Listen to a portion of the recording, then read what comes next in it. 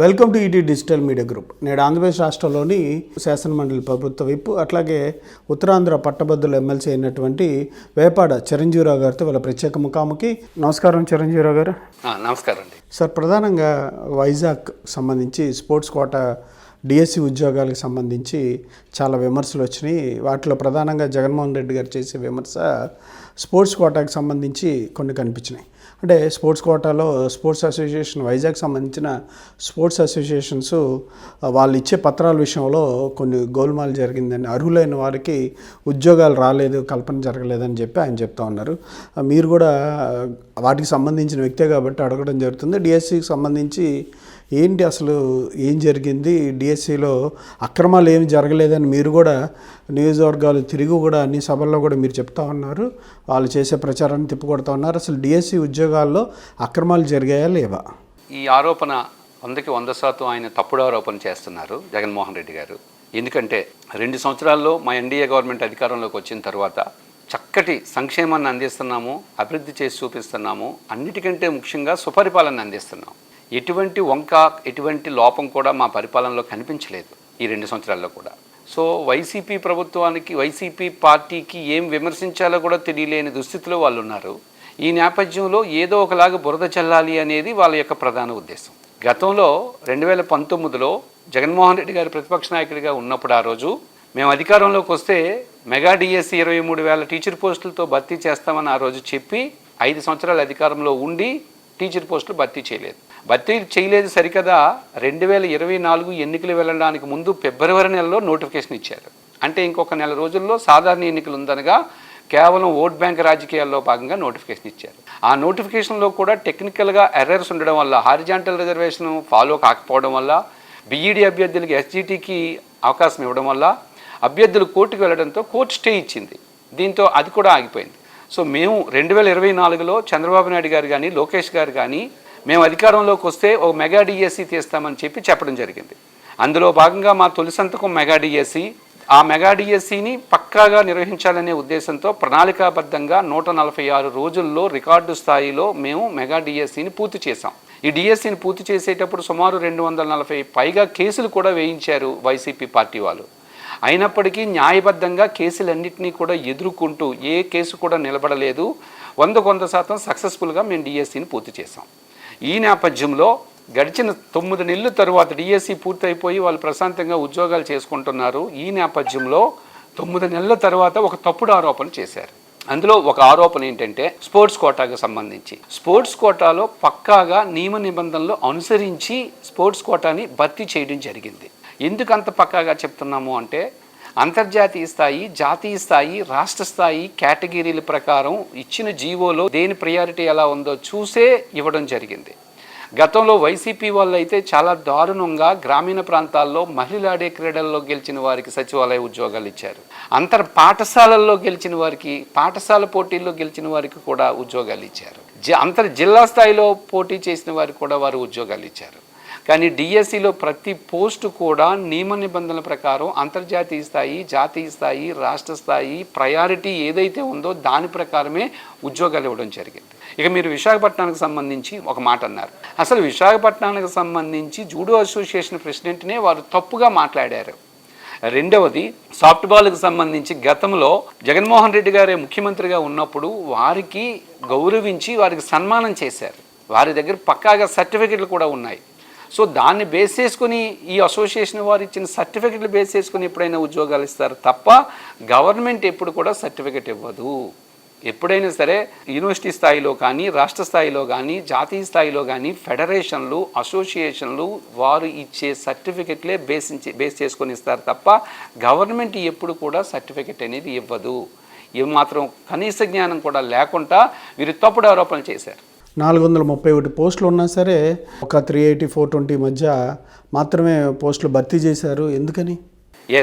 అర్హులైన అభ్యర్థులు లేకపోవడంతో, ఇంకా 421 కూడా కాదు, 380 చిల్లర మాత్రమే అర్హులైన అభ్యర్థులు లేకపోవడంతో వారికి పోస్టులు రాలేదు. ఒకవేళ ఈ వైసీపీ వాళ్ళు చేసిన ఆరోపణ కానీ నిజమైతే మేము అన్ని పోస్టులు కూడా భర్తీ చేసుకుని ఉండేవాళ్ళం కదా. అర్హులైన అభ్యర్థులు లేరు కాబట్టి ఆ కోటాలో కొన్ని పోస్టులు మిగిలిపోయాయి. అంటే 15 లక్షలకే డిఎస్సి ఉద్యోగం అంటూ ఒక ఆడియో లీక్ మనం విన్నాం. దాని మీద కేసు పెట్టారు. మొన్న జగన్ గారు ప్రెస్ మీట్లో కూడా దాన్నే ప్రస్తావించారు. అర్హులైన వాళ్ళకి ఉద్యోగాలు రాలేదు, ఇట్లా అమ్ముకున్నారని చెప్పి. దాని మీద మీ ప్రభుత్వం ఏదో కేసు పెట్టింది అట్లా అనుకుందాం. అంటే డిఎస్సికి సంబంధించిన విషయాల్లో దళారీ వ్యవస్థలో కావచ్చు, కింది స్థాయి ఉద్యోగాల్లో ఈ పోస్టు అమ్మకాలు ఏమైనా జరిగాయా? ఎప్పుడైనా ఒక నోటిఫికేషన్ ఇచ్చినప్పుడు మధ్యలో ఎంతోమంది బ్రోకర్లు ఉద్భవిస్తూ పాపం అమాయకులైన నిరుద్యోగుల్ని వారిని క్యాష్ చేసుకోవాలని ఎప్పుడు ప్రయత్నం చేస్తుంటారు. స్పోర్ట్స్ కోటాలో 3%, 2% నుంచి 3%కి పెంచి నేరుగా ఉద్యోగం ఇస్తారు అని ఎప్పుడైతే నోటిఫికేషన్లు ఇచ్చారో దీనిని క్యాష్ చేసుకుందామని కొంతమంది బ్రోకర్లు, ఆయన ఆ గుంటూరుకు సంబంధించిన ఆ వ్యక్తి ఎవరైతే ఉన్నారో ఈయనపై గతంలో కేసులు ఉన్నాయి, ఈ పోస్టులు భర్తీ చేయకముందే మేము నేరుగా ఉద్యోగం ఇస్తాము అని చెప్పి ఒక బ్రోకర్గా ఆయన మార్కెట్లోకి వచ్చాడు. ఆ ఆడియో లీక్ అయింది. ఈ విషయం ఎప్పుడైతే తెలిసిందో వెంటనే శాప్ వారు చర్యలు తీసుకున్నారు. ఆయనపై కంప్లైంట్ చేశారు, ఆయనపై కేసు పెట్టారు. ఇదంతా ఈ లీకేజ్ అనేది ఎప్పుడు స్పోర్ట్స్ కోటా ఫిల్ చేయడానికి ముందే నోటిఫికేషన్ ఇచ్చిన కొత్తలోనే. సో దానిపై కంప్లైంట్ ఇవ్వడం జరిగింది. ఇది స్టేట్ వైడ్ అందరికీ తెలుసు. దానిని మరలా ఈ మధ్య జగన్మోహన్ రెడ్డి గారు దాని గురించి మాట్లాడుతున్నారు. అసలు ఎవరో ఒక బ్రోకరు ఏదో ఒక మాట మాట్లాడి లీక్ చేసినప్పుడు సో దానికి గవర్నమెంట్కి సంబంధం ఏంటి? నిత్యం అనేక ఇలాంటి బ్రోకర్లు నిత్యం పేపర్లో కనపడుతూ ఉంటారు. అంటే దళారులు వెనక కావచ్చు, మధ్యవర్తులు వెనకాల ఎవరైనా ఉన్నారంటారా? సో ఆయనపై గతంలో కేసులు ఉన్నాయని మాకు తెలిసింది. ఆ మధ్యవర్తి వెనకాతల ఒకవేళ వేరే వైసీపీ పార్టీ వాళ్ళు కావాలని చేశారా అనేది మాకు తెలియదు, కానీ అధికారికంగా ఎప్పుడు ఎవరు ఉండరు. ఎందుకంటే ఈ డిఎస్సిలో సెలెక్ట్ అయిన వారిని ఎంతోమందితో మీరు ఇంటర్వ్యూ చేయండి, ఎంతోమందిని కలవండి, వాళ్ళ బాధలు వింటుంటే సార్ మేము అన్నా క్యాంటీన్లో భోజనం చేసి డిఎస్సికి చదువుకొని ఈరోజు ఈ స్థాయికి వచ్చాము, 10-15 లక్షలకు ఉద్యోగాలు మేము కొనుక్కున్నామని చెప్పి తప్పుడు ఆరోపణలు చేస్తున్నారు, మా కష్టాన్ని వీళ్ళు అనుమానిస్తున్నారు, మా టీచర్ పోస్ట్ని వీళ్ళు అవమానిస్తున్నారు అని చెప్పి వాళ్ళు ఆవేదన వ్యక్తపరుస్తున్నారు. నేను శ్రీకాకుళంలో ఒక మీటింగ్ పెట్టినప్పుడు ఒక ఆయన అయితే సార్ నేను యాచకవృత్తిలో ఉన్నాను, యాచకవృత్తిలో పాటలు పాడుకుంటూ నేను చదువుకుంటూ వచ్చాను, ఈరోజు నాకు ఉద్యోగం వచ్చింది, అసలు ఇంటింటికి వెళ్ళి పాటలు పాడుకొని బెచ్చమెత్తుకుని నేను యాచకవృత్తిలో ఉన్న నేను 10 లక్షలు పెట్టి ఉద్యోగం కొనగలనా అని ప్రశ్న వేశాడు. ఇంకొక ఆయన అయితే నాకు 4 ఉద్యోగాలు వచ్చాయండి డిఎస్సిలో, 4 ఉద్యోగాలు నేను కొనుక్కుంటానా అని ప్రశ్న వేశాడు. అంటే 100కు 100% మెరిట్ ప్రాతిపదికన డిఎస్సి అనేది తీయడం జరిగింది. అంటే అందరు మెరిట్ లిస్టులు వెబ్సైట్లో ఉంచారా? ఎస్. ఇప్పుడు జగన్మోహన్ రెడ్డి గారి ప్రెస్ మీట్ మీరు చూసే ఉంటారు. ఆయన ఒక సందర్భంలో అంటాడు అసలు మెరిట్ లిస్ట్ పెట్టలేదు, మార్క్ లిస్ట్ పెట్టలేదు, ర్యాంకులు పెట్టలేదు అంటాడు. అదే ప్రెస్ మీట్లో మరలా 5 నిమిషాల తర్వాత ఆ మెరిట్ లిస్ట్ ఒకసారి తీయమ్మా, ఫస్ట్ ర్యాంక్ ఎవరికి వచ్చిందో ఒకసారి చూడమ్మా అని చెప్పి ఆయనే మరలా చూపిస్తున్నాడు. అంటే 5 నిమిషాల క్రితం మార్క్ లిస్టులు పెట్టలేదు, మెరిట్ లిస్టులు పెట్టలేదు, ర్యాంకులు పెట్టలేదు అన్న వ్యక్తి 5 నిమిషాల తర్వాత ఆ మార్క్ లిస్టులు చూపించని చెప్పి పీపీటీ ప్రెజెంటేషన్ చేసి చూపించాడు. మరి ఆ పీపీటీలో వచ్చిన ఆ మెరిట్ లిస్టు ర్యాంకులు ఎవరు తయారు చేశారు? గవర్నమెంట్ ఇచ్చిన మెరిట్ లిస్ట్ కాకపోతే మీ వైసీపీ పార్టీ వాళ్ళు ఏమైనా ఆ ర్యాంకులు మెరిట్ లిస్ట్ తయారు చేస్తారా? ఆ మాత్రం ఇంగిత జ్ఞానం లేకుంటే ఎట్లా మాట్లాడతారు వీళ్ళు? పూర్తిగా సెలెక్ట్ అయిన 383 వరకు వాళ్ళ యొక్క సర్టిఫికేట్స్ ఉంచారా మరి వీళ్ళందరి 383 మెంబర్స్వి? ఎస్, అన్నీ కూడా ఈరోజు అందుబాటులో ఉన్నాయి, చెక్ చేసుకోమనండి. ఇంకొక పెద్ద దారుణమైన విషయం ఏంటంటే గతంలో సచివాలయ ఉద్యోగులు నింపినప్పుడు ఉన్న సర్టిఫికెట్లు 3 జిల్లాల్లో పరిశోధన చేస్తే ఎక్కడికక్కడ గుట్టలుగా అసలు ఒక్కటి కూడా ఒక ఆర్డర్ కానీ ఒక ఆన్లైన్ కానీ ఏదీ చేయలేదు. అట్లాంటిది డిఎస్సికి గతంలో సచివాలయ ఉద్యోగస్తుల నియామకానికి సంబంధించి బట్ మా డిఎస్సికి సంబంధించి ప్రతి ఒక్కరి సర్టిఫికెట్ కూడా ఈరోజు ఆన్లైన్ చేశారు. ఈరోజు ఈ క్రీడలు ఈ స్పోర్ట్స్కి సంబంధించిన జైన్ గారు కానీ లేకపోతే స్టాప్ యొక్క ఎండీ గారు కానీ చాలా స్పష్టంగా ఎవరికి ఏ బేస్ మీద ఉద్యోగం వచ్చింది, ఒకవేళ ఎవరికైనా రాకపోతే గ్రీవెన్స్ పెడితే వారికి ఎందుకు రాలేదు చాలా స్పష్టంగా పత్రికాముఖంగా కూడా కేసు బై కేసు ఎక్స్ప్లెయిన్ చేశారు. పైగా మా తెలుగుదేశం పార్టీ ఎమ్మెల్సీలు కానీ నాయకులు కానీ మీకు ఇందులో ఏ సందేహాలు ఉన్నా సరే బహిరంగ చర్చకు సిద్ధం రండి అని చెప్పి తిరుపతిలో కూర్చుంటే ఒక్క వైసీపీ నాయకుడు కూడా చర్చకు కూడా వెళ్ళలేదు. అంటే నీకు నచ్చినట్టు బురద విసిరేసి బట్ట కాల్చి మీదన వేసేసి కడుక్కోమండం తుడుచుకోమండం కరెక్టా? అది అంటే తదుపరి నిర్వహించే డిఎస్సికి సంబంధించిన అంశాల్లో జాబ్ క్యాలెండర్ రిలీజ్ చేస్తున్నారు కదా, వాటికి సంబంధించిన అంశాల్లో ఇట్లాంటి విమర్శలు రాకుండా జాగ్రత్త పడతారా? ఖచ్చితంగా. సపోజ్ ఈ డిఎస్సిలో ఎక్కడైనా సరే ఇదిగో దీనిపై విమర్శ వచ్చింది అనేది కానీ మాకు తెలిసి ఉంటే ఖచ్చితంగా అసలు వ్యవస్థలో 0.1% కూడా విమర్శ లేకుండా చెయ్యాలి అనేది మా విద్యాశాఖ మంత్రి గారి యొక్క ఆలోచన. నెక్స్ట్ డిఎస్సిలో 0.1% కూడా ఇది కూడా ఎక్కడ వెరీ పర్ఫెక్ట్గా జరిగింది. ఎవరు పోస్ట్ అమ్ముకున్నా ఎవరు పోస్ట్ కొనుక్కున్నా ఈ పార్టీకి ఒక సంచలనం అయిపోను. మీరు ఒక పాయింట్ క్యాచ్ చేయండి ఎప్పుడైనా సరే, వీళ్ళు డిఎస్సిపై ఆరోపణలు చేసేది వైసీపీ నాయకులు తప్ప ఒక అభ్యర్థి కూడా ఆరోపణ చేయలేదు. చూడండి, నిజంగా అన్యాయం జరిగితే అభ్యర్థులు ఏకేస్తారు, గవర్నమెంట్ని రోడ్డు మీదకి వచ్చేస్తారు అభ్యర్థులు. కానీ రోడ్డు మీదకి వచ్చేది ఎవరు?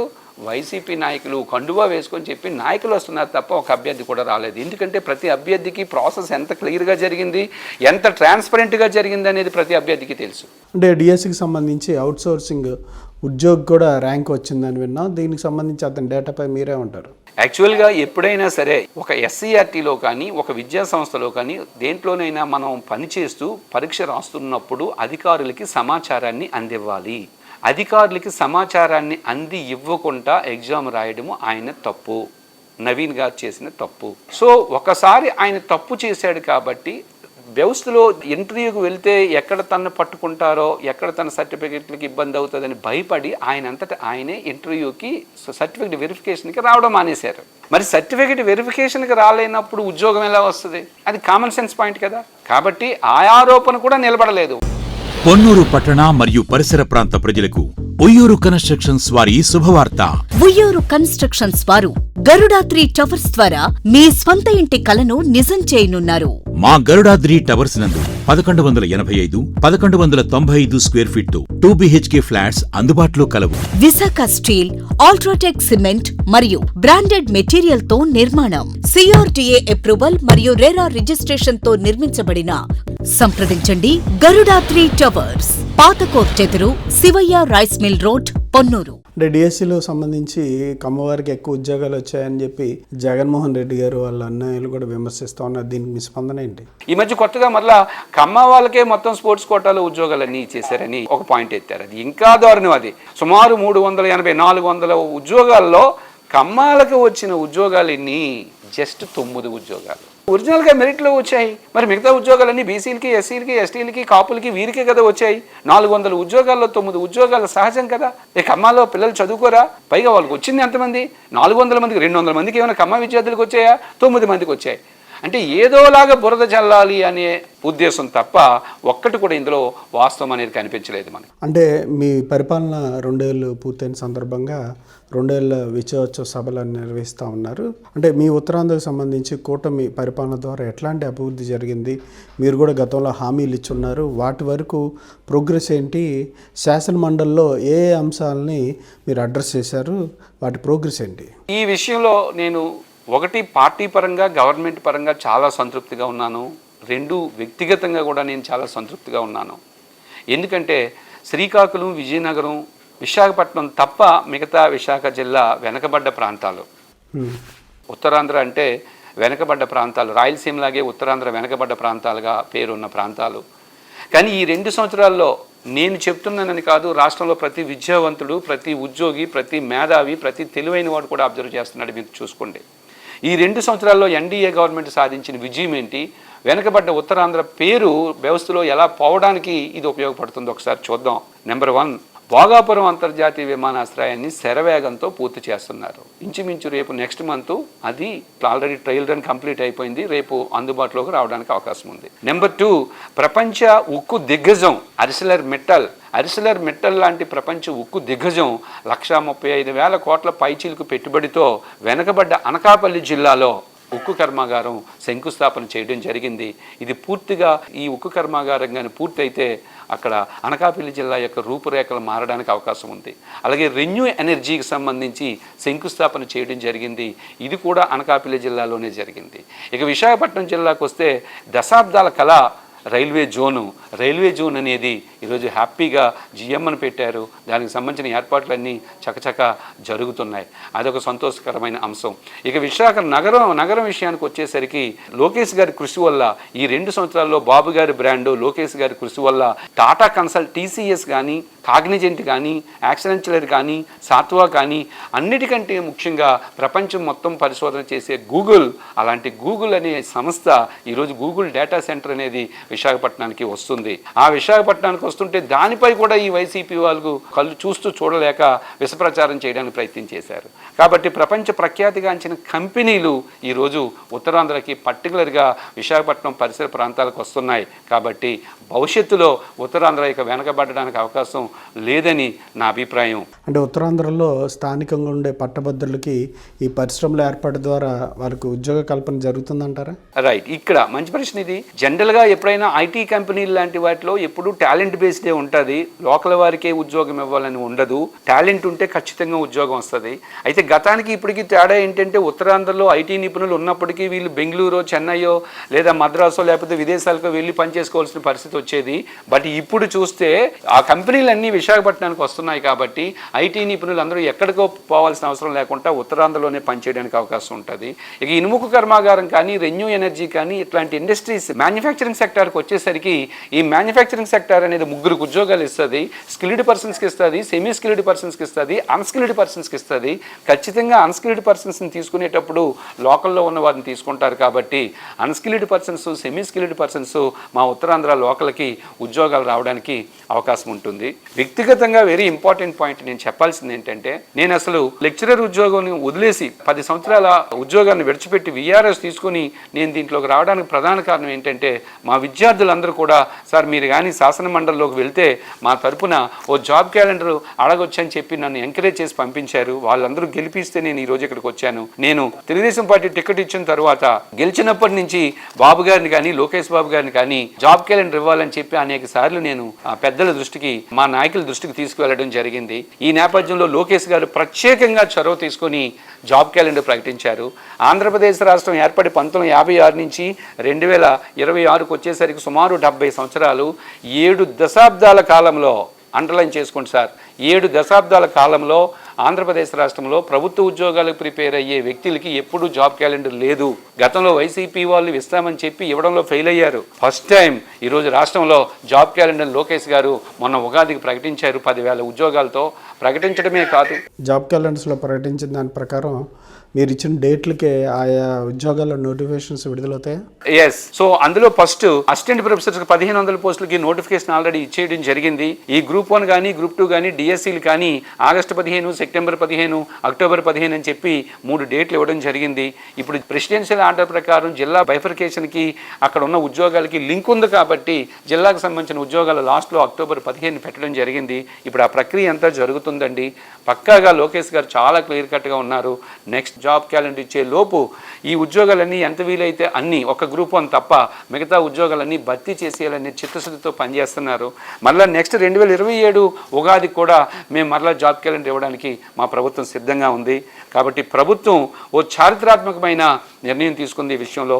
వ్యక్తిగతంగా నేను కూడా చాలా సంతోషంగా ఉన్నాను. ఎందుకంటే మా నిరుద్యోగుల యొక్క కళ జాబ్ క్యాలెండర్ రావడం అనేది. కాబట్టి ఆ విషయంలో నేను చాలా సంతృప్తిగా ఉన్నాను. స్పెషల్ టెట్ అనేది ఎవరికి వర్తిస్తుంది? ఇన్ సర్వీస్ టీచర్లు కావచ్చు, ప్రైవేట్ టీచర్లు కావచ్చు, ఈ డిఎస్సి అభ్యర్థులకి ఎంతవరకు ఉపయోగం? దీని ద్వారా ఏంటి ఉపయోగం? ఎస్, మా ఉపాధ్యాయ మిత్రులందరూ మేము ఇప్పటికే ఉద్యోగంలోకి వచ్చి చాలా సంవత్సరాలు అవుతుంది. 50, 55, 60 సంవత్సరాలు ఈ వయసులో మేము యంగ్ టీచర్స్తో మేము పోటీ పడడం కష్టం. కాబట్టి మాకు టెట్ నుంచి పూర్తిగా మినహాయింపు ఇవ్వమని అవడం జరిగింది. కానీ సుప్రీంకోర్టు చాలా క్లియర్ కట్గా టెట్ ఉండాల్సిందే అని చెప్పింది. ఈ నేపథ్యంలో ఉపాధ్యాయుల అభిప్రాయాల మేరకు ఉపాధ్యాయులు మాకు స్పెషల్ టెస్ట్ కండక్ట్ చేయండి అని అడిగారు. ఈ నేపథ్యంలో మా గ్రాడ్యుయేట్ ఎమ్మెల్సీలు మేము అందరం కూడా మా విద్యాశాఖ మంత్రి లోకేష్ గారిని కోరడం జరిగింది. లోకేష్ గారు దానికి ఆమోదించారు. టీచర్లకి ఎవరైతే ఇప్పుడు సర్వీస్లో ఉన్నారో ఈ సర్వీస్లో ఉన్న టీచర్లకి స్పెషల్ టెస్ట్ని కండక్ట్ చేయడానికి ప్రభుత్వం సిద్ధంగా ఉంది. తొందరలోనే దాని మీద జీవో కూడా రావడానికి అవకాశం ఉంది. త్వరలోనే జీవో వస్తుందంటారా? వస్తుందండి. ఆ ప్రాసెస్ ఆల్రెడీ మేము విద్యాశాఖ మంత్రిని కలిసాము. విద్యాశాఖ మంత్రి గారితో ఉపాధ్యాయుల యొక్క అభిప్రాయాలు చెప్పడం జరిగింది. మేము రిటర్న్గా లెటర్ కూడా ఇచ్చాం. మా విద్యాశాఖ మంత్రి గారు ఆమోదించారు. ఈ ఫైల్ ప్రాసెస్ జరుగుతుంది. తొందరలోనే దీనిపై ఒక జీవో కూడా వస్తుంది. అంటే ఎమ్మెల్సీగా మీరు సాధించిన విజయాలు ఏంటి? విద్యా బోధనకు సంబంధించి ఉన్న ఉద్యోగస్తులకి మీ ద్వారా జరిగిన మేలు. సో నేను శాసన మండలి సభ్యుడిగా 3 సంవత్సరాలు పూర్తి చేసుకున్నాను. ఎందుకంటే మా ఎన్డీఏ గవర్నమెంట్ 2 సంవత్సరాలు పూర్తి చేసుకుంది. శాసనమండలి సభ్యుడిగా నేను గత ప్రభుత్వంలో ఎన్నికయ్యారులేండి మీరు. ఎందుకంటే 2023 ప్రతిపక్షంలోనే మేము గెలిచాం కాబట్టి, ప్రతిపక్షంలో ఉన్నప్పుడు ప్రతి సమస్యని మేము శాసనమండలిలో ప్రశ్న వేసేవాళ్ళం. ఉదాహరణకి అప్పుడు టీచర్ పోస్టులు తీయలేదు. ఆ రోజు టీచర్ పోస్టులు తీయాలని చెప్పి మేము శాసనమండలిలో రిటర్న్గా కూడా అడగడం జరిగింది. 18,000 టీచర్ పోస్టులు ఖాళీగా ఉన్నాయని అప్పుడు విద్యాశాఖ మంత్రి బొత్స సత్యనారాయణ గారు లిఖితపూర్వకమైన సమాధానం ఇచ్చారు. కానీ ఒక్క టీచర్ పోస్టు కూడా వాళ్ళు తీయలేదు. అట్లాగే జాబ్ క్యాలెండర్ ఇవ్వమని అడిగాం, అయినా వాళ్ళు ఇవ్వడంలో ఫెయిల్ అయ్యారు. ప్రతిపక్షంలో ఉన్నప్పుడు మేము ప్రతిదీ ప్రశ్నించి ప్రజల దృష్టికి తీసుకువెళ్ళే వాళ్ళం సమస్యలన్నింటినీ. వాళ్ళ తరపున మేము పోరాడుతున్నామని. ఇక అధికార పక్షంలోకి వచ్చిన తర్వాత పర్టికులర్గా నేను శాసనమండలి సభ్యుడిగా నేను చాలా విషయాల్లో సక్సెస్ అయ్యానని నాకైతే సంతృప్తి ఉంది. ఉదాహరణకి నేను వచ్చిన తర్వాత చేసిన అంశాలు ఖచ్చితంగా మీకు చెప్పాల్సిన అవసరం ఉంది. నెంబర్ 1, డిగ్రీ కాలేజీ లెక్చరర్స్కి ప్రిన్సిపల్స్ ప్రమోషన్స్ కొరకు వెయిట్ చేస్తూ ఉండేవారు. దాన్ని మేము రాగానే విద్యాశాఖ మంత్రి గారి దృష్టికి తీసుకువెళ్ళి అధికారంలోకి వచ్చిన 2024 డిసెంబర్ నాటికే డిగ్రీ లెక్చరర్స్ యొక్క ప్రమోషన్స్ మేము ఇప్పించడం జరిగింది. అలాగే జూనియర్ లెక్చరర్స్ నుంచి ప్రిన్సిపల్ ప్రమోషన్స్ కూడా విద్యాశాఖ మంత్రి గారి దృష్టికి తీసుకెళ్ళి వాటిని ఇప్పించడం జరిగింది. అట్లాగే టీచర్లకి వర్క్ అడ్జస్ట్మెంట్కి సంబంధించి వారి అభిప్రాయాల మేరకు వర్క్ అడ్జస్ట్మెంట్ చేయడం జరిగింది. అట్లాగే టీచర్కి సంబంధించి ట్రాన్స్ఫర్ యాక్ట్ని తీసుకొచ్చాం. ట్రాన్స్ఫర్ యాక్ట్ని తీసుకొచ్చేటప్పుడు ఉపాధ్యాయ సంఘాలతో కూర్చొని ఉపాధ్యాయుల యొక్క అభిప్రాయాలు తీసుకుని ఆ అభిప్రాయాలు టీచర్స్ యాక్ట్లో చొప్పించి మేము యాక్ట్ తీసుకురావడం జరిగింది. అంటే గత ప్రభుత్వానికి ఈ ప్రభుత్వానికి తేడా ఏంటంటే, గత ప్రభుత్వం ఏకపక్షంగా నియంత్రితంగా వెళ్ళేది. బట్ ఎన్డీఏ గవర్నమెంట్ ప్రతి దాంట్లో కూడా స్టేక్ హోల్డర్ని భాగస్వామ్యం చేస్తుంది. ఉపాధ్యాయ సంఘాలు ఉపాధ్యాయుల్ని భాగస్వాములు చేసి వారి యొక్క అభిప్రాయాలకు ప్రాధాన్యత ఇస్తూ ముందుకు వెళ్తుంది. నా కృషిలో ఖచ్చితంగా చెప్పాల్సింది నర్సీపట్నం సంబంధించి. నర్సీపట్నం హెడ్ క్వార్టర్లో హెచ్ఆర్ఏ 12. యాక్చువల్గా ఒక మున్సిపాలిటీలో హెచ్ఆర్ఏ ఎంత ఉంటుందో దానికి 8 కిలోమీటర్ల రేడియస్లో ఉన్న అన్ని ప్రాంతాలు కూడా 12% హెచ్ఆర్ఏ రావాలి. కానీ అప్పుడు టెక్నికల్ ప్రాబ్లం ఉండడం వల్ల నర్సీపట్నానికి 12% హెచ్ఆర్ఏ ఇచ్చి చుట్టుపక్కల వారికి 10% ఇచ్చారు. దీని మీద ప్రత్యేకంగా నేను విద్యాశాఖ మంత్రి గారిని, మా ఫైనాన్స్ మినిస్టర్ గారిని కలిసి ఓ జీవో పర్టికులర్గా నర్సీపట్నానికి ఒక జీవో తీసుకొచ్చి నర్సీపట్నంతో పాటు దాని చుట్టుపక్కల ఉన్న 8 కిలోమీటర్ల లోపునున్న ప్రాంతాలు కూడా 12% హెచ్ఆర్ఏ ఇప్పించాను. నాకు అది పాలసీ మ్యాటర్గా నాకు చాలా సంతోషాన్ని కల్పించింది అది. అలాగే నిరుద్యోగుల కొరకు అయితే నిరుద్యోగులకు సంబంధించి ఏబీపీఎస్కి సంబంధించి ఎగ్జామ్కి డేట్ పెట్టేటప్పుడు కానీ, లేదంటే జాబ్ క్యాలెండర్ ఇప్పించేటప్పుడు కానీ, లేదంటే వేగంగా ఏపీపీఎస్సీ నుంచి రిజల్ట్ని విడుదల చేయించడంలో కానీ నేను చాలా వరకు నిరుద్యోగులకు అభిప్రాయాలు గవర్నమెంట్కి చెప్పడంతో గవర్నమెంట్ బాగా స్పందించి మంచి రిజల్ట్ తీసుకొచ్చింది.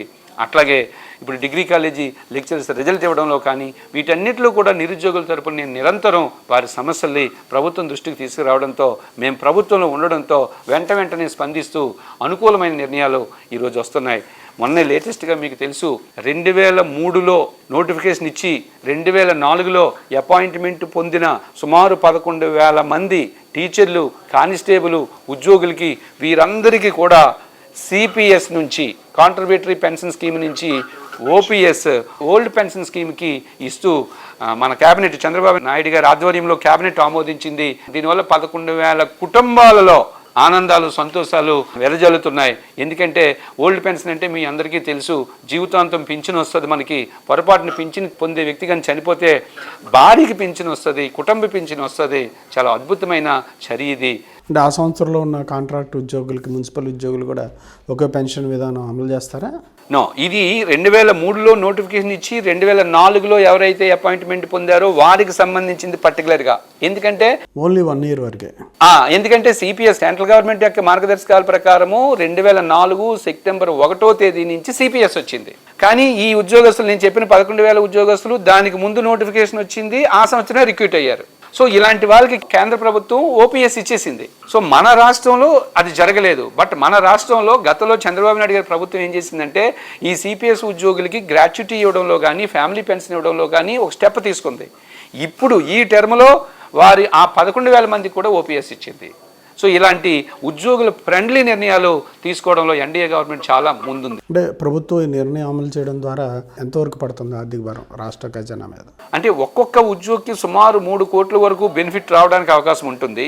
పైగా అన్నిటికంటే ముఖ్యంగా భద్రత అంటే సిపిఎస్లు రిటైర్ అయిపోగానే పెద్ద మొత్తంలో కొంత డబ్బు ఇస్తారు, ఇక గవర్నమెంట్కి ఉద్యోగికి సంబంధం ఉండదు. కానీ అదే ఓపీఎస్లో అయితే రిటైర్ అయిన తర్వాత లాస్ట్ పే ఎంత ఉంటుందో అందులో 50% పెన్షన్ వస్తుంది. ఎంతకాలం ఆ వ్యక్తి పెన్షనర్ బ్రతుకున్నంత వరకు వస్తుంది. దురదృష్టం కొద్దీ పెన్షనర్ చనిపోతే ఫ్యామిలీ పెన్షన్ కింద తన భార్యకి వస్తుంది.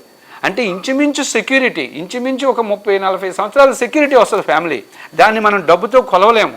అలాంటి ఆర్థిక భద్రతని, సాంఘిక భద్రతని ఈరోజు ఎన్డీఏ గవర్నమెంట్ ఇవ్వడం ఉద్యోగులందరూ కూడా చాలా హ్యాపీగా ఉన్నారు. ఈరోజు పొన్నూరు పట్టణ మరియు పరిసర ప్రాంత ప్రజలకు ఉయ్యూరు కన్స్ట్రక్షన్స్ వారి శుభవార్త. ఉయ్యూరు కన్స్ట్రక్షన్స్ వారు గరుడాద్రి టవర్స్ ద్వారా మీ స్వంత ఇంటి కలను నిజం చేయనున్నారు. మా గరుడాద్రి టవర్స్ నందు 1185, 1195 స్క్వేర్ ఫీట్ 2 BHK ఫ్లాట్స్ అందుబాటులో కలవు. విశాఖ స్టీల్, అల్ట్రాటెక్ సిమెంట్ మరియు బ్రాండెడ్ మెటీరియల్ తో నిర్మాణం. CRDA అప్రూవల్ మరియు రెరా రిజిస్ట్రేషన్ తో నిర్మించబడిన. సంప్రదించండి గరుడాద్రి టవర్స్, పాత కోర్ట్ ఎదురు, Shivayya rice mill road, Ponnuru. ఈ మధ్య కొంతమంది పదవి విరమణ వయసు 60 నుంచి 62 సంవత్సరాలు చేశారు. అంటే ఆ కేటగిరీలో చేసిన వాళ్ళకి సంబంధించి గురుకులాల టీచర్ల యొక్క అనుభవాన్ని ఉపయోగించుకోవాలనేది చేశారా, లేదంటే ఎవరైతే వాళ్ళు రిటైర్మెంట్ వస్తే వాళ్ళ బెనిఫిట్స్, రిటైర్మెంట్ బెనిఫిట్స్ ఇవ్వడానికి ఆర్థికంగా ఇబ్బందుల్లో ఉన్నారు కాబట్టి రాష్ట్ర ప్రభుత్వం ఈ నిర్ణయం తీసుకుందా? ఈ 2 అంశాల్లో దేన్ని పరిగణించాలి? ఇది ఈ గవర్నమెంట్, ఎన్డీఏ గవర్నమెంట్ అనేది ఉద్యోగ స్నేహపూరిత గవర్నమెంట్, ఉద్యోగులకి ఫ్రెండ్లీ గవర్నమెంట్. ఫస్ట్ నుంచి కూడా బాబు గారి ఉద్దేశం నాకంటే మీ అందరికీ తెలుసు. ఎప్పుడు ఐఏఎస్లకి, గ్రూప్ 1లకి, ఉద్యోగులకి అత్యధిక ప్రాధాన్యత ఎప్పుడు బాబు గారు ఇస్తూ ఉంటారు. ఉద్యోగులు బాగా చూడాలనుకుంటారు. ఒక్క ఉదాహరణ చెప్తాను మీకు. 2014లో తెలంగాణ విడిపోయినప్పుడు, హైదరాబాద్ రాజధానిని మనం కోల్పోయినప్పుడు తెలంగాణ మిగులు రాష్ట్రమైంది, ఆంధ్రప్రదేశ్ ఏమో లోటు రాష్ట్రమైంది. ఆ టైంలో తెలంగాణ ముఖ్యమంత్రి అక్కడ 42% ఫిట్మెంట్తో PRC ఇస్తే, ఇక్కడ చంద్రబాబు నాయుడు గారు ముఖ్యమంత్రిగా ఉండి ఉద్యోగస్తులు సంతోషంగా ఉంటేనే రాష్ట్రాన్ని బాగా పరిపాలించగలమని భావించి కొరత రాష్ట్రం అయినప్పటికీ, లోటు రాష్ట్రం అయినప్పటికీ తెలంగాణ 42 ఇస్తే 1% పెంచి 43% ఫిట్మెంట్తో PRC ఇచ్చిన ఘనత చంద్రబాబు నాయుడు గారిది. అంటే చంద్రబాబు నాయుడు గారు ఎప్పుడూ కూడా ఉద్యోగస్తులకి ఫ్రెండ్లీ గవర్నమెంట్. ఈ గవర్నమెంట్ వచ్చిన తర్వాత గురుకులాల నుంచి కానీ, కార్పొరేషన్ల నుంచి కానీ, ప్రభుత్వ రంగ సంస్థల నుంచి కానీ మాకు కూడా ప్రభుత్వ ఉద్యోగస్తుల వలె 60 నుంచి 62కి మా వయో పరిమితిని పెంచండి అని చెప్పి అనేక రిప్రజెంటేషన్లు వచ్చాయి. ఆ రిప్రజెంటేషన్ అన్నింటినీ పరిగణలోనికి తీసుకొని బాబు గారి ప్రభుత్వం, ఎన్డీఏ గవర్నమెంట్ 60 నుంచి 62కి వారికి పెంచడం జరిగింది. అలాగే మా గవర్నమెంట్ వచ్చిన తర్వాత గత ప్రభుత్వం సుమారు 23,000 కోట్ల రూపాయలు ఉద్యోగస్తులకు బకాయిలు పెడితే, ఆ బకాయిలన్నింటినీ ఈ 2 సంవత్సరాల్లో, ఈ 24 నెలల్లో ఆ బకాయిలన్నింటినీ సుమారు 21,000 కోట్ల రూపాయలు బకాయిలు మేము చెల్లించుకుంటూ వచ్చాం. ఈ మధ్య లోకేష్ బాబు గారిని ఒక ప్రశ్న అడిగాం. సార్, MTS టీచర్లు ఉన్నారండి, కొంతమంది చిన్న ఉద్యోగులు ఉన్నారు, వారు కూడా 60 నుంచి 62కి పెంచమని అడుగుతున్నారంటే ఓకే, రిప్రజెంటేషన్ ఇవ్వండి, దాన్ని కూడా మనం కన్సిడర్ చేసి వాళ్ళ వయసు కూడా 60 నుంచి 62కి పెంచుదాం. అంటే చిన్న ఉద్యోగులు, MTS వాళ్ళు, కాంట్రాక్ట్ వాళ్ళు ఉన్నారు. సో వారి వయసు కూడా, వారి వయో పరిమితి వయసు కూడా 60 నుంచి 62కి పెంచుదాం అంటున్నారు. అంటే ఎంత ఫ్రెండ్లీగా ప్రతి వర్గాన్ని కూడా ఈరోజు మా సంక్షేమం, అభివృద్ధి వల్ల ప్రతి వర్గం వారు సంతృప్తిగా ఉన్నారు. ఉద్యోగస్తులు కూడా సంతృప్తిగా ఉండాలనేది మా ముఖ్యమంత్రి గారి యొక్క ఉద్దేశం. శాంతి భద్రతలకు సంబంధించి చాలా అంశాల్లో ఫెయిల్ అవుతున్నారు అని చెప్పి విమర్శలు వస్తూ ఉన్నాయి. కొన్ని ఉదాహరణలు కూడా కనిపిస్తూ ఉన్నాయి. అలాగే హోమ్ మినిస్టర్ గారు అనిత గారి మీద ఓ మహిళల పట్ల చేసిన వ్యాఖ్యలు, ప్రతిపక్ష నాయకులు కావచ్చు, గురువాడ అమర్నాథ్ గారు చేసిన వ్యాఖ్యల్ని ఎట్లా చూడాలి? ఈ విధానం మీద మీ స్పందన ఏంటి? ఒకటి, శాంతి భద్రతలు అన్నారు మీరు. నేను ఏదో తెలుగుదేశం పార్టీ ఎమ్మెల్సీగా నేను మాట్లాడలేదు. హిస్టరీ చూడండి, ఎప్పుడైనా ట్రాక్ రికార్డు చూడండి. ఎప్పుడైనా గత 5 సంవత్సరాలలో మహిళలపై అఘాయిత్యాలు జరిగిన, పెట్రోలు పోసి చంపేసిన, రేపులు జరిగిన ఒక్క డీజీపీ స్పందించేవాడు కాదు, ఒక్క ముఖ్యమంత్రి స్పందించేవాడు కాదు. బట్ ఈ 2 సంవత్సరాల్లో కూడా మీరు అబ్జర్వ్ చేయండి, ఎన్డీఏ గవర్నమెంట్లో మహిళల మీద, మైనర్ బాలికల మీద అఘాయిత్యాలు కానీ జరిగితే ఇమీడియట్గా వెంటనే ప్రభుత్వం స్పందిస్తుంది. ప్రభుత్వం పెట్టే ఆ ఒత్తిడి వల్ల ఒక్కొక్కసారి ఎవడైతే అఘాయిత్యం చేశాడో వాడు ఆత్మహత్య చేసుకునే స్థితికి వెళ్తుంది. ఒక్క బాలికని ఎవరైనా సరే టచ్ చేశారో ఇక అదే ఆ రోజు చివరి భూమి మీద వాడికి అదే ఆఖరి రోజు అన్నట్టుగా ఈరోజు హోమ్ మినిస్టర్ గారు కానీ, ఈరోజు ముఖ్యమంత్రి గారు కానీ చర్యలు తీసుకుంటున్నారు. ఎప్పుడు నిరంతరం అలర్ట్గా ఉంటారు చంద్రబాబు నాయుడు గారు, ఎప్పుడు అజాగ్రత్త ఉండరు ముఖ్యమంత్రి గారు. సో లా అండ్ ఆర్డర్ మీరే అబ్జర్వ్ చేయండి. Last 5 years law and order ఎలా ఉండేది, ఇప్పుడు లా అండ్ ఆర్డర్ ఎలా ఉండేది అనేది. ఇక రెండో విషయం, ఒక మహిళ మంత్రి గారి మీద, అనితా మేడం గారి మీద అట్లా మాట్లాడడం అది చాలా తప్పు. ఏం మాట్లాడాలో వీరికి తెలియక పాలసీల మీద మాట్లాడండి, విధానాల మీద మాట్లాడండి, పరిపాలన మీద మాట్లాడండి. వ్యక్తిగత అంశాలపై మీరు మాట్లాడుతున్నారంటే అప్పుడే మీ పార్టీ, మీ నాయకులు దిగజారిపోయారని అర్థము. హోమ్ మినిస్టర్ గారు 2 సంవత్సరాల్లో సాధించిన విజయాలు అనేకమైన ఉన్నాయి. అరిసెలర్ మెట్టాలు ఈరోజు అనకాపల్లి జిల్లాలో పెట్టుకున్నది. రెన్యూ ఎనర్జీ ఇండస్ట్రీని ఈరోజు అనకాపల్లి జిల్లాకు, వెనకబడ్డ అనకాపల్లి జిల్లాకు తీసుకొచ్చింది. ఎక్కడ రాష్ట్రంలో ఎక్కడ చిటికిమన్నా, ఎక్కడ ఏ ప్రమాదం జరిగినా వెంటనే వెళ్ళి స్పందిస్తుంది ఆమె పనితీరుని మీరు అబ్జర్వ్ చేయండి ఎప్పుడైనా సరే. ఇవన్నీ పక్కన పెట్టి నువ్వు వ్యక్తిగత అంశాలు మాట్లాడుతున్నావు అంటే అక్కడే మీరు దిగజారిపోయారని అర్థము. పాలసీ మ్యాటర్ కాకుండా, గవర్నమెంట్ విధానాలు కాకుండా వ్యక్తిగతంగా మీరు మాట్లాడుతున్నారంటే మీరు దిగజారని అర్థం. వైసీపీ వాళ్ళకి మహిళలంటే గౌరవం లేదని చెప్పడానికి ఇది మంచి ఉదాహరణ. పైగా అలా మాట్లాడిన వ్యక్తుల్ని అధినాయకుడు మందలించలేదు కదా ప్రశంస చేస్తున్నారంటే మీ అధినాయకుడి క్యారెక్టర్ ఏంటి? అంటే రాష్ట్రంలో మహిళల్ని కించపరచడమే మీ యొక్క ఉద్దేశమా? చిరంజీవిరావు గారు గత ప్రభుత్వంలో మీరు అంటే ఎన్నికైన తర్వాత 1 సంవత్సరం పనిచేశారు. అప్పుడు అధికారంలో ఉన్నప్పుడు జగన్ గారి యొక్క వ్యవహార శైలి, ఇప్పుడు అధికారం కోల్పోయిన తర్వాత 11 సీట్లకి సరిపెట్టి ప్రజలు తీర్పిచ్చిన తర్వాత కూడా ఆయన వ్యవహార శైలికి సంబంధించి కొన్ని విమర్శలు వస్తూ ఉన్నాయి. అంటే అప్పటికి ఇప్పటికి చూస్తే అధికారం, ప్రతిపక్షం ఈ 2 సంబంధించిన కాలాల్లో ఆయన వ్యవహార శైలి ఎట్లా ఉంది? ప్రజలు ఈ విషయాల్లో ఆయన యొక్క గత సంబంధించి స్టేట్మెంట్స్, ఇప్పుడు వస్తున్న స్టేట్మెంట్స్ మీద ప్రజలు ఏ విధంగా ఆలోచించాలంటారు? సింపుల్. యథా రాజా తదా ప్రజ అంటారు. నాయకుడు ఎలా ఉంటాడో అనుసరులు ఎప్పుడు అలా ఉంటారు. మా నాయకుడు ఉన్నాడు అనుకోండి, చంద్రబాబు నాయుడు గారు అనుకోండి, ఒక్క మహిళను కానీ ఇప్పుడు తప్పుడు మాట మాట్లాడితే వెంటనే ఆ మంత్రికి వార్నింగ్ వస్తుంది, ఆ ఎమ్మెల్యేకి వార్నింగ్ వస్తుంది. మంత్రులు కానీ ఎమ్మెల్యేలు కానీ తప్పుడు మాట మాట్లాడినా, తప్పుడు చర్యలు తీసుకున్నా వెంటనే వార్నింగ్ వస్తుంది. వెంటనే సెట్ అయిపోతారు తెలుగుదేశం పార్టీ నాయకులు కానీ మంత్రులు కానీ. అదే మీరు వైసీపీలో చూడండి, వైసీపీలో నాయకుడి ఆలోచన డిఫరెంట్గా ఉంటుంది. అక్కడ ఒక నాయకుడి మహిళలు తిడితే వారి అధినాయకుడు పొగుడుతాడు. సో అధినాయకుడికి వాళ్ళకి మాకు ఉన్న తేడా రాష్ట్ర ప్రజలు చాలా స్పష్టంగా గుర్తించారు. ఎందుకు ఈ ఎన్డీఏ గవర్నమెంట్ వచ్చిన తర్వాత తెలుగుదేశం పార్టీలో ఒక సోషల్ మీడియాలో ఒక యాక్టివిస్టు భారతీరెడ్డిపై, వైసీపీ వాళ్ళపై ఒక తప్పుడు పోస్ట్ పెట్టారని చెప్పి వారిని అరెస్ట్ చేశారు. ఇక్కడ మీరు ఆ తేడాని రాష్ట్ర ప్రజలందరూ చాలా స్పష్టంగా గుర్తిస్తున్నారు. మా నాయకుడు చాలా క్లియర్ కట్గా ఉంటాడు, ప్రజా సంక్షేమమే, మహిళలకు గౌరవం ఇస్తాడు మా నాయకుడు. కానీ వైసీపీ పార్టీ నాయకులు మహిళలకి ఆ రోజు అసెంబ్లీలో గౌరవించలేదు, అధికారంలో ఉన్నప్పుడు గౌరవించలేదు, ఈరోజు ప్రతిపక్షంలో కూడా గౌరవించలేదు. రాష్ట్ర ప్రజలు ఇవన్నీ అబ్జర్వ్ చేస్తున్నారు. ప్రతిపక్షంలో ఉన్నప్పుడు నిర్మాణాత్మకంగా వ్యవహరించాలి.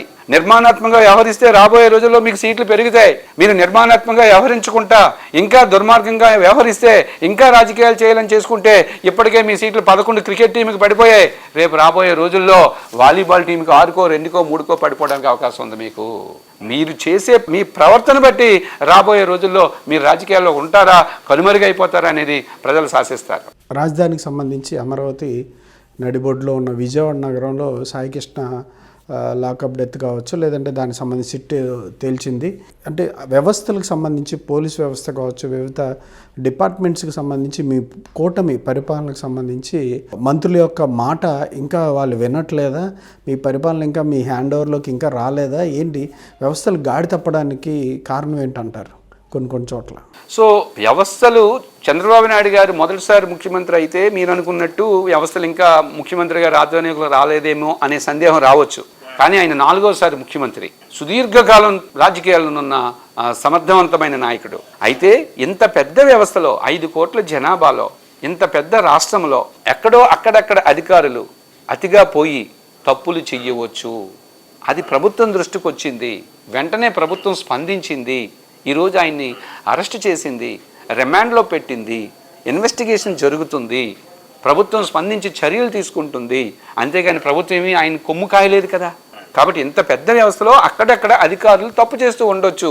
ఎందుకంటే ఈ అధికారులు ఏ గవర్నమెంట్ అయినా, తెలుగుదేశం పార్టీ అయినా వాళ్ళే ఉంటున్నారు, వైసీపీ అయినా వాళ్ళే ఉంటున్నారు. కొంతమందికి ఆ లక్షణాలు ఉంటే ఉండొచ్చు. కాబట్టి అక్కడక్కడ ఒకరిద్దరు అతి చేస్తే చెయ్యొచ్చు. చేస్తున్నప్పటికీ మా పార్టీ కానీ మా ప్రభుత్వం కానీ ఎవరిని క్షమించలేదు.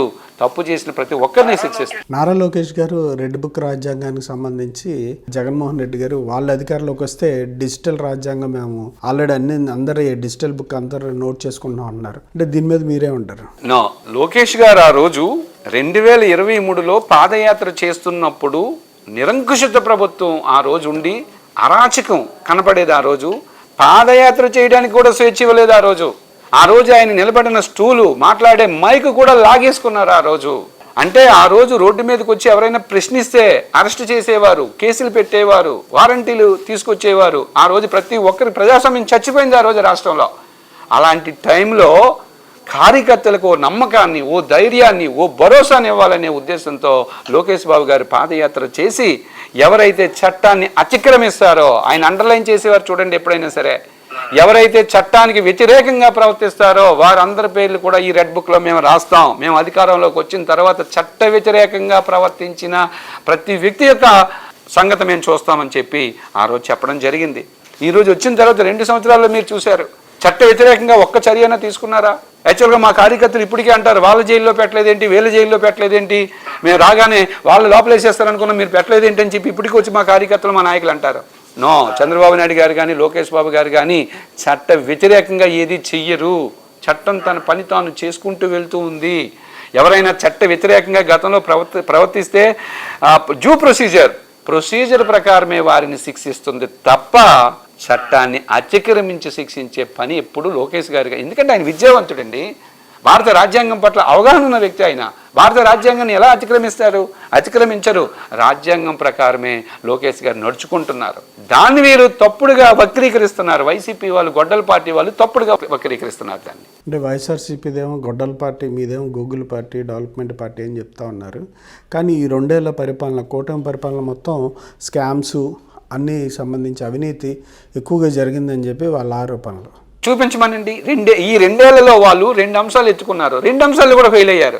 2 అంశాల్లో ఒకటి మెడికల్ కాలేజీల విషయంలో ఒక అంశాన్ని ఎత్తుకున్నారు, ఫెయిల్ అయ్యారు. ఎందుకంటే వాళ్ళు మెడికల్ కాలేజీలు వాళ్ళు కట్టిన స్పీడ్ చూస్తే ఆ మెడికల్ కాలేజీలన్నీ పూర్తి అవడానికి 15-20 సంవత్సరాలు టైం పడుతుంది. బట్ చంద్రబాబు నాయుడు గారు ఆలోచన ప్రకారం కడితే 3-4 సంవత్సరాలు కంప్లీట్ అయిపోద్ది. ప్రజలకు సర్వీస్ అందించడం ఇంపార్టెంట్ కదా. సో ఆ అంశాన్ని ఎత్తుకుని ఫెయిల్ అయ్యారు. 2 డిఎస్సి అనే అంశాన్ని ఎత్తుకున్నారు. 2 సంవత్సరాల్లో వాళ్ళు ఎత్తుకున్న అంశాలు 2 అంశాల్లో కూడా ఫెయిల్ అయ్యారు వాళ్ళు. మేము లోపరహితంగా మేము పరిపాలిస్తున్నాం, వారికి ఏం మాట్లాడాలో తెలియక నోటుకొచ్చినట్టు మాట్లాడుతున్నారు వాళ్ళు. అందుకే వారి మాటలో వ్యాలిడిటీ ఉండదు చూడండి. పొన్నూరు పట్టణ మరియు పరిసర ప్రాంత ప్రజలకు ఉయ్యూరు కన్స్ట్రక్షన్స్ వారి శుభవార్త. ఉయ్యూరు కన్స్ట్రక్షన్స్ వారు గరుడాద్రి టవర్స్ ద్వారా మీ స్వంత ఇంటి కలను నిజం చేయనున్నారు. మా గరుడాద్రి టవర్స్ నందు 1185, 1195 స్క్వేర్ ఫీట్ 2 BHK ఫ్లాట్స్ అందుబాటులో కలవు. విశాఖ స్టీల్, అల్ట్రాటెక్ సిమెంట్ మరియు బ్రాండెడ్ మెటీరియల్ తో నిర్మాణం. CRDA అప్రూవల్ మరియు రెరా రిజిస్ట్రేషన్ తో నిర్మించబడిన. సంప్రదించండి గరుడాద్రి టవర్స్, పాతకోర్ చెదురు, Shivayya rice mill road, Ponnuru. అంటే మీరు ఇచ్చిన ప్రధాన హామీ సూపర్ 6లకు సంబంధించి ఇంకా 1-2 హామీలు మిగిలి ఉన్నట్టున్నాయి. అట్లాగే మీరు ఇచ్చే ఈ సూపర్ 6లో ప్రధాన హామీలకి లబ్ధిదారుల సంఖ్య తగ్గిస్తున్నారని చెప్పి కథనాలు చూస్తూ ఉన్నాం. వీటిలో వాస్తవం ఎంత? సూపర్ 6లో 6 అంశాలు ఉన్నాయి. నెంబర్ 1, తల్లికి వందనం. గతంలో అమ్మఒడికి కుటుంబంలో ఎంతమంది పిల్లలున్నా ఒక్కరికే ఇచ్చేవారు డబ్బు. మా గవర్నమెంట్ వచ్చిన తర్వాత మేము ఇచ్చిన హామీ మేరకు తల్లికి వందనం పథకాన్ని ప్రారంభించి కుటుంబంలో ఎంతమంది పిల్లలు ఉంటే అర్హులైన పిల్లలందరికీ కూడా మేము తల్లికి వందనం కింద డబ్బు ఇస్తున్నాం. అది గ్రాండ్ సక్సెస్. నెంబర్ 2, దీపం. మేము సంవత్సరానికి 3 గ్యాస్ సిలిండర్లు అందిస్తామని చెప్పాం. ఇప్పటికే గ్యాస్ సిలిండర్లు అందించి చూపించాం. నెంబర్ 3, స్త్రీ శక్తి. మేము జిల్లాలో తిరిగే మహిళలకి ఉచితంగా బస్సు సదుపాయం కల్పిస్తామని ఆ రోజు హామీ ఇచ్చాం. కానీ హామీ కంటే ఎక్కువగా జిల్లాలోనే కాదు 5 రకాల బస్సులకి రాష్ట్ర వ్యాప్తంగా ఎక్కడి నుంచి ఎక్కడికి తిరిగినప్పటికీ ఉచితంగా తిరిగే అవకాశాన్ని మేము మహిళలకు కల్పించాం. దీనివల్ల ఈరోజు మహిళలు ఉద్యోగం చేసుకునేటప్పుడు వారికి ఛార్జీలు తగ్గడం వల్ల ఆర్థిక భారం తగ్గి పొదుపు పెరుగుతుంది.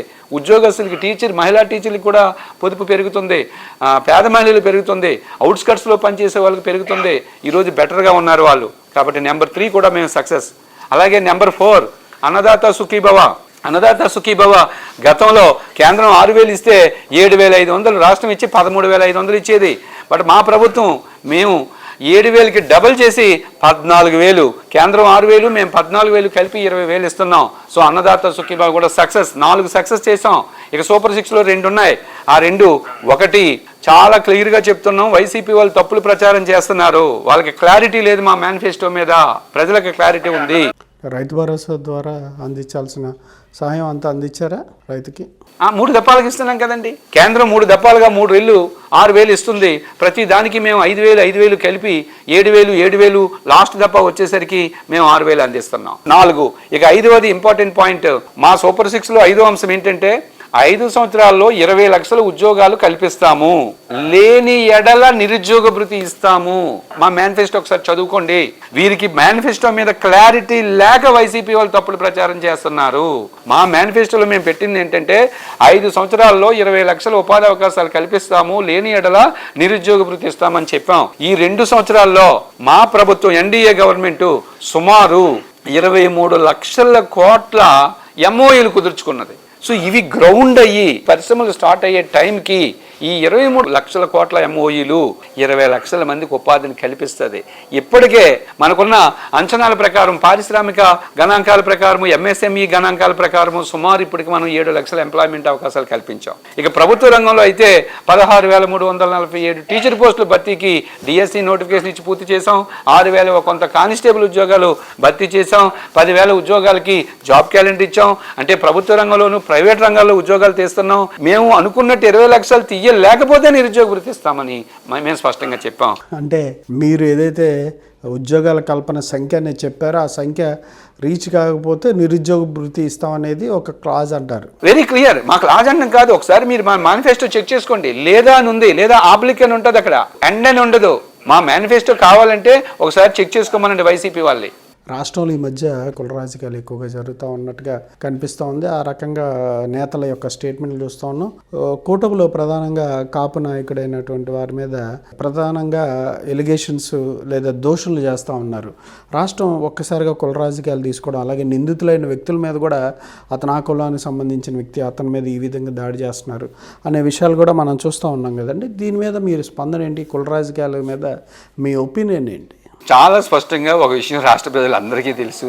పవన్ కళ్యాణ్ గారు, చంద్రబాబు నాయుడు గారు, బీజేపీ నరేంద్ర మోడీ గారు, ఎన్డీఏలో బీజేపీ, తెలుగుదేశం, జనసేన 3 కలిసి ఉంటే దీనిని బ్రేక్ చేయలేరు అనే విషయం అందరికీ తెలిసిపోయింది. పర్టికులర్గా గొడ్లపాటికి తెలుసు.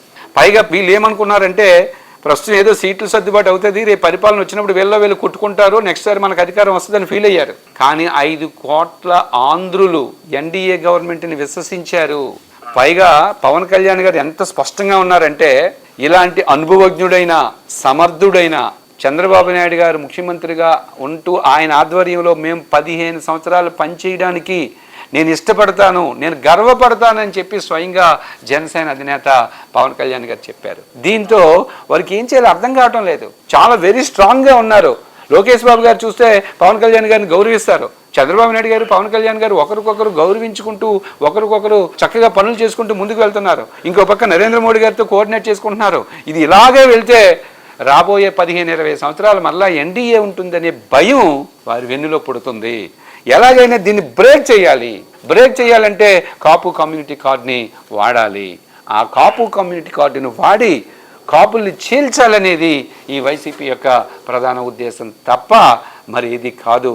అయినా వీళ్ళు ఎన్ని వేషాలు వేసినప్పటికీ ఇద్దరు అధినేతలు చాలా క్లియర్ కట్గా ఉన్నారు. 15 సంవత్సరాలు కలిసి పనిచేయాలని ఉన్నారు వాళ్ళు. థ్యాంక్ యూ అండి. థ్యాంక్ యూ వెరీ మచ్ అండి చిరంజీవిరావు గారు. Thank you. ఇన్ని అంశాల మీద, రాష్ట్రంలో ఉన్నటువంటి ప్రస్తుత రాజకీయ అంశాల మీద, డిఎస్సి మీద మీ నిర్దిష్టమైన అభిప్రాయాలు, ప్రభుత్వం చేస్తున్న కృషిని వివరించినందుకు, అలాగే ఉద్యోగస్తుల విషయంలో కావచ్చు, పట్టభద్రులైన నిరుద్యోగులకి ఉద్యోగ కల్పన విషయంలో ఏ విధంగా కృషి చేస్తుందనే విషయాలు మీరు ఇంటర్వ్యూ ద్వారా తెలియజేసినందుకు thank you very much sir. Thank you very much.